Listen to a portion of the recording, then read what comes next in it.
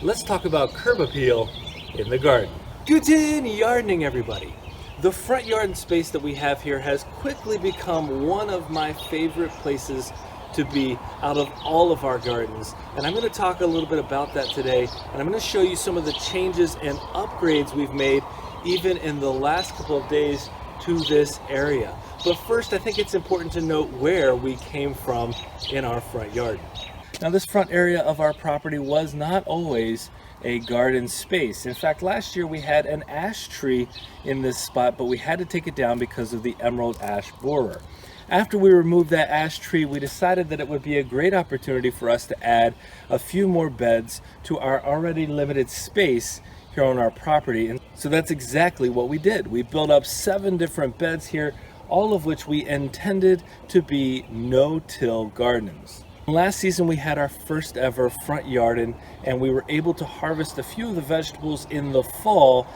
And this year we're even more excited because we have an entire growing season's worth of time to come out here and grow vegetables. One of the first things we had to consider as we were putting together this front yarden space is that it's going to be accessible and visible to everyone. We don't have any kind of fencing here in the front yard space, so we wanted to make this as inviting and attractive as possible. So the first thing that we did was to add a mixture of annuals and perennials around the border. Now, last year when we planted our perennials, we were told get them in the fall. They won't look like much now, but in the spring they will come back full force. And take a look at this nepeta. It is absolutely stunning. The flowers on here are amazing attractors for pollinators. Our bees love these. And we were able to get a nice variety as well for these perennials. So this coreopsis, for example, and this veronica, which again is beautiful. They all attract the bees coming in, and they're just getting started with their blooms. So we have this nice welcoming exterior to our garden space that's going to hopefully bring in a ton of pollinators, and just in general it looks very, very pretty. And on top of that, some of the annuals, these are hardy mums that we planted last year, survived the winter, I think probably because of the mulch around them, and they came back. So we're going to get some of those annuals back as well. These are some beautiful mums that we have out here. So we've created a nice exterior, and then we ran into one of our bigger problems, because as time passed, the soil began to erode down into the mulch itself, and as the mulch started to decay, the appearance dwindled, and our ability to contain our beds also downshifted. And so we needed some kind of solution that would enable us to create a clear barrier between the beds and the walkways. And the solution that we came up with was fairly inexpensive, and one that I would say is pretty effective. And that is to use this terrace board as an edging. Now, terrace board's a pretty common landscaping product. It's made out of HDPE plastic, high density polyethylene plastic. And one of the things that it allowed us to do was to create a very clear border with some space inside. So if we need to add more soil, we've got room inside, and we have a very easy, and I would say this probably took me a couple of hours to install, but a very easy edging now that we can clearly show our beds from our walkways, and we're not going to get that kind of erosion or runoff between the two. So now I have a very clear and easy delineation between the inside and the outside of the beds. And all it takes is a few of these plastic spikes to hold it in place. The installation was super easy, and I think the results speak for themselves. Now, if this is something that looks interesting to you, that you think you might use in a space in your garden, we're going to put a link to the product in the description. Now, the last thing that we did to try to improve the look of this area was to add a layer of all natural, this is organic cypress mulch. Now, this has done a couple of things. One, the color is beautiful, and there's no artificial coloring in this at all, so it's not going to leach into the soil. And two, well, not only has it improved the look, but it's made it a softer, easier path for us to walk on.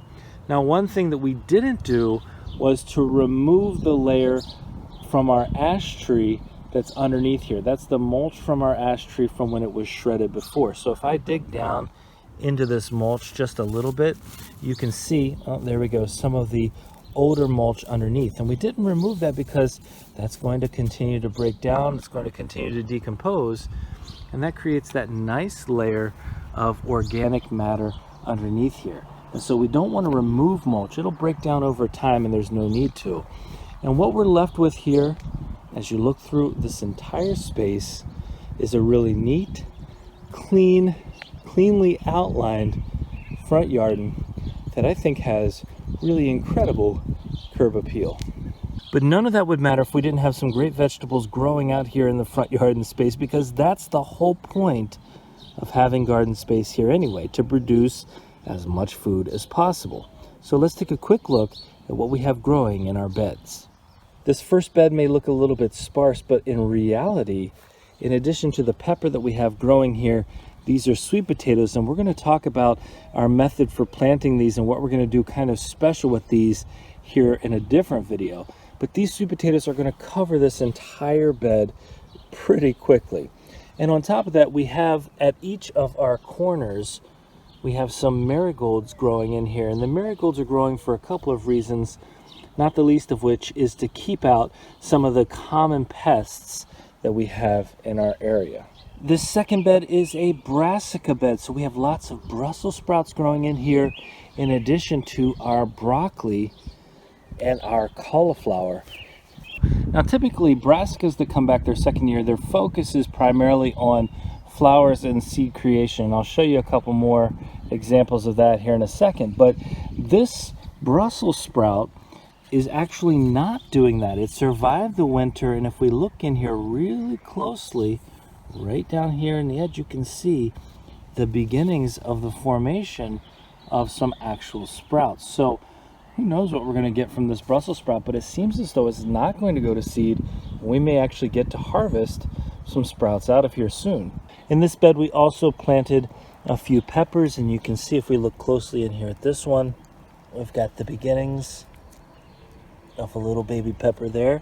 So we should start seeing some pepper production soon. And this monster of a plant, and it is huge, it's probably about 4 feet tall right now. This is a cauliflower that went to seed. And you might be thinking, why take up so much space with something that you're not going to be able to eat right now? And I think the answer, if you look around at this plant, should be pretty obvious. There are hundreds and hundreds of these seed pods in here, and they're already starting to dry out because this has been growing and really has seeded for over a month now.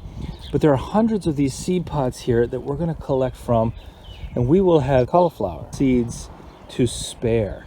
Along those same lines is the reason why we kept this kale out here that came back from over the winter. It all went to seed. You can see tons and tons of seed pods on here. So we're going to be able to collect the seeds from the kale as well. And down at the other end of this bed, we also have some okra that's just started to come up. We planted it from seed. So you can see these little okra seedlings coming up. You can see the first true leaves are starting to form on here. And then we have our tomato. And so this bed will be nice and full very soon. Okra has that added benefit of having a beautiful flower. If you've never grown okra, I can 100% recommend it. In our last two beds, we have a few more brassicas. These are our cabbage and Brussels sprouts, along with a tomato. We love our tomatoes here.